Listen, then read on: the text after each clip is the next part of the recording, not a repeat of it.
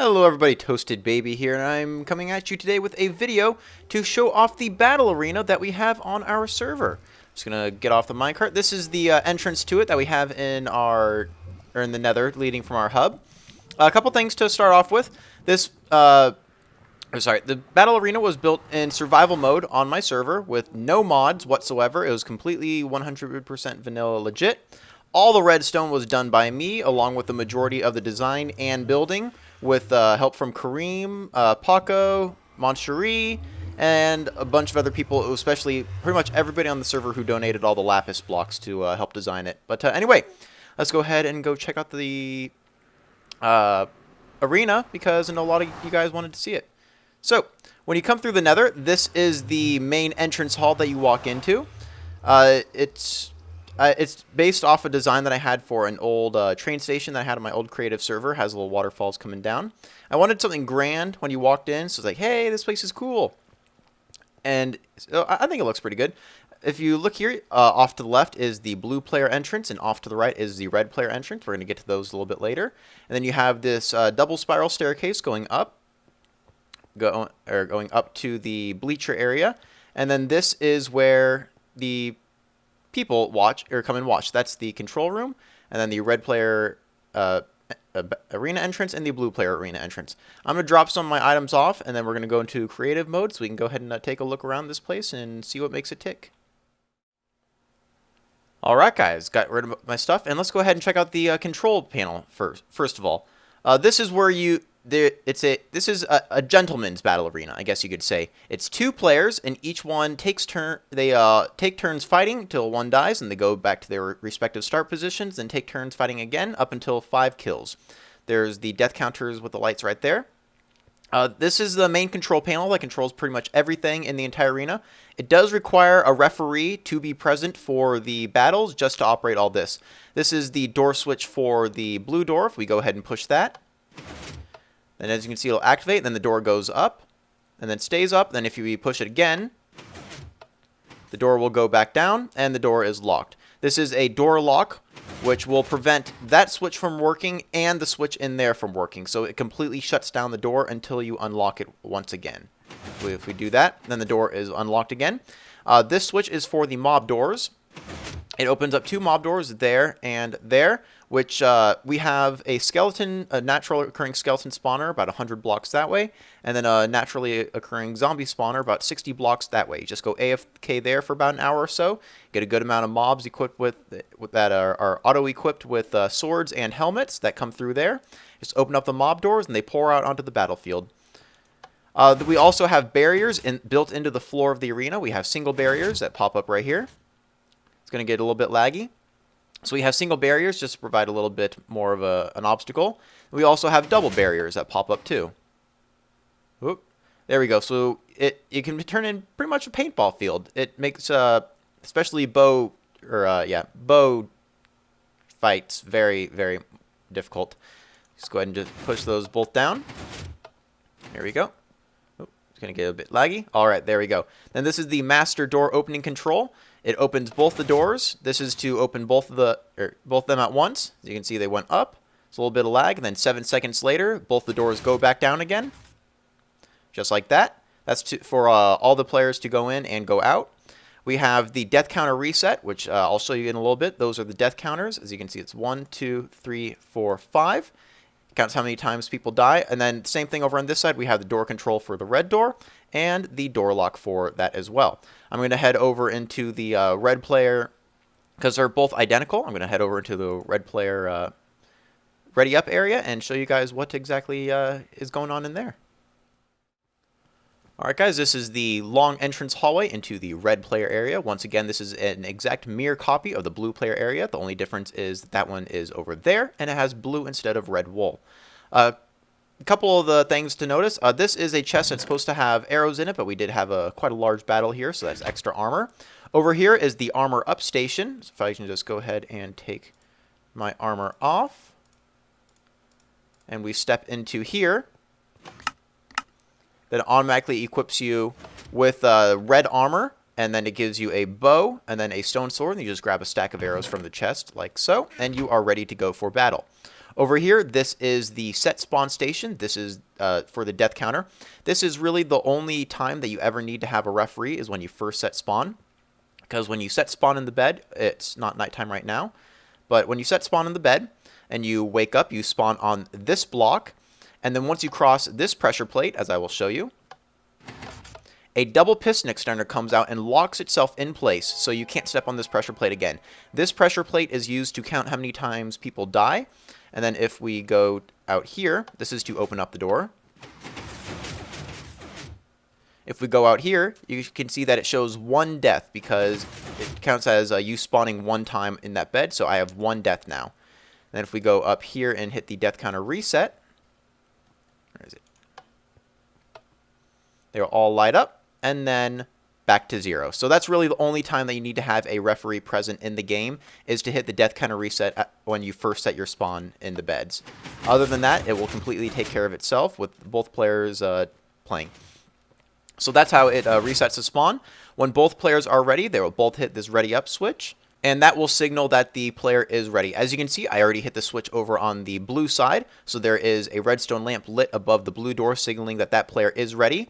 And if we look up there, there is also the lamp on the side of the control panel signaling that the blue player is ready to the referee present in the control panel area. If I go ahead and hit this switch, then my lamp will light up here. It will light up there as well, and then the doors will open. Both players will enter the arena and fight to the death. Doors close 7 seconds after they open, like so, and then they fight to the death until they die. Once the player dies, then they are spawned in their bed, go over the pressure plate, which ticks 1 death onto the death counter.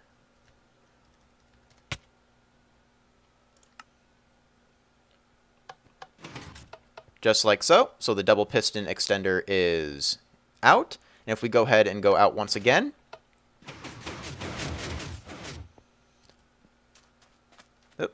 if we go out here once again, pick up all of our stuff, then you can see that I have 1 death on the death counter. And we can go ahead and hit this button. This is to get back in after the battle is over, to return to your starting position to get ready for the second fight. Once this bed is blocked, then you cannot enter. Oh, whoopsie. Forgot I was in creative. Let's do that. And then there we go. Once that bed is blocked off, then the only way to reset it, or to get the double piston extender to go down, is to hit the ready up switch to start for the next fight. So we hit it as if we're ready for the next fight. As you can see, both lights are on because I hit the blue one once again. Doors will open. The double piston extender retracts, waiting for the next player death to count towards the death counter. So that's how the death counter works. Just goes by spawning, or by bed spawns. Now if we go out here once again, then once a player gets to 5 kills, then, or 5 deaths, then all 5 lights are lit up. Once the 5th light is lit up, then the battle is over, and we'll just go ahead and simulate 5 deaths right here.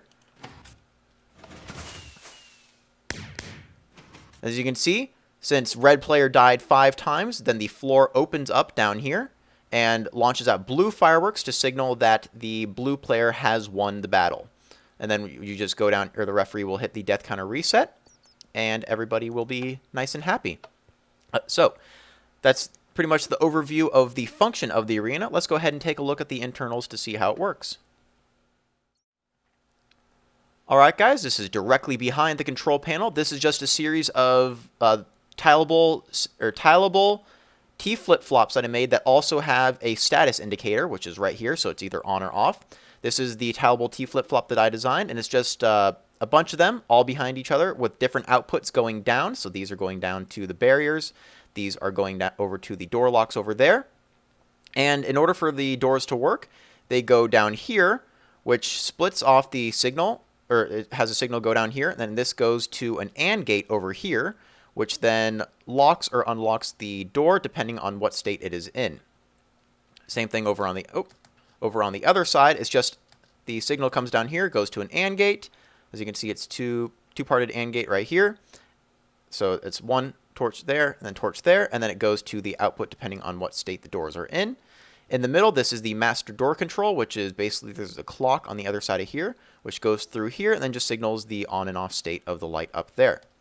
If we go through here, this is the timer for the lock, or no, not the lock, but for the reset system for the doors to go back down. Over here, this is just, as I said, over here is the timer system. Can't really see it, but it's just a short timer right there for the master door control coming out here, and then it's going to be the same buses on each side, one going, or a bunch of buses going over here, and a bunch of buses coming over here. I'm going to try and remember what each one is for, but as you can see, I just used my customary lime green wool for everything instead of color coding them.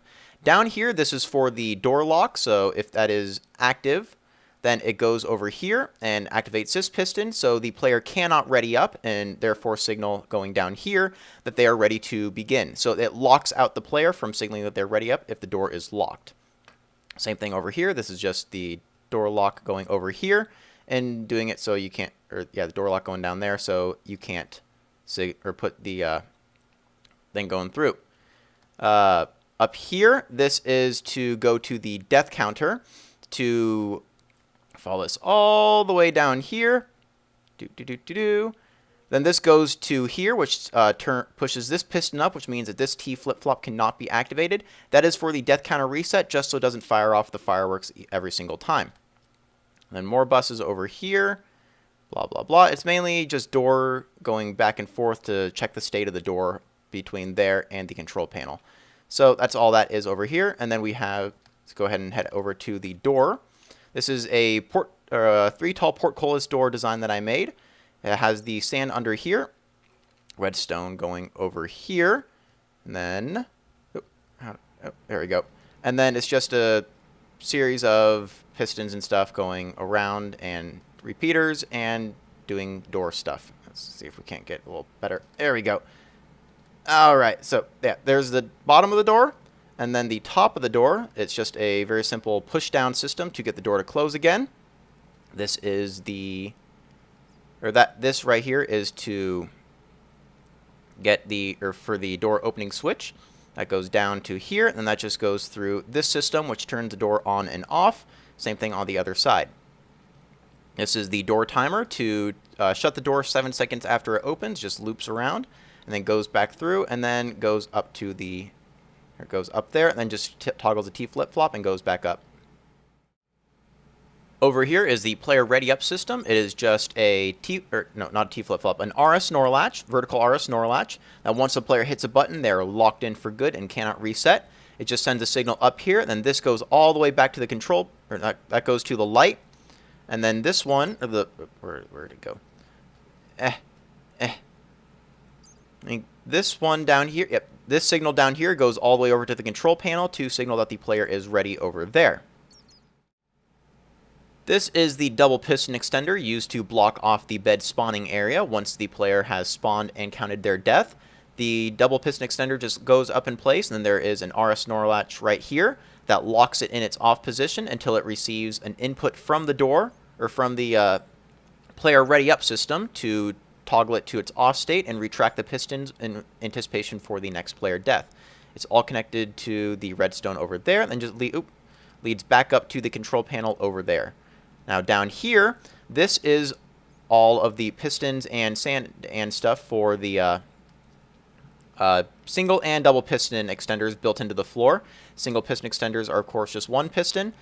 Double piston extenders are of course double pistons that have one block here, and then one block up here with the repeaters leading into them. If we follow this redstone line all the way back to the beginning, we can see that it has delayed inputs for the top repeaters, and then primary inputs for the top repeaters when going down. So it deactivates them activates them second going up, deactivates them first when it's retracting down. All that leads to over here. And then these are two piston or vertical redstone elevators that lead from here, going all the way down to the bottom, and then over here to activate the different redstone signals. Over here is the Deathcounter system. It's just a shift register design that I came up with. It's very simple. You just, every time a player dies, it just shifts the locked redstone signal over one repeater, and then just counts down up until it gets to 5. The pressure plate is connected to this piston ladder right here, or the redstone ladder right here, going all the way up to this monostable circuit, which leads into here and then goes around to, leads into here and then goes around to this torch to deactivate these pistons to get the signal going through one time. Reset system is right here, which is connected to, a reset system is right here, which is connected to the master reset up on the control panel, which is pretty much where everything is. The output of the shift register is put through these this redstone line right here, and depending on the strength of the redstone, that is which light it goes to. So redstone has a maximum strength of 15.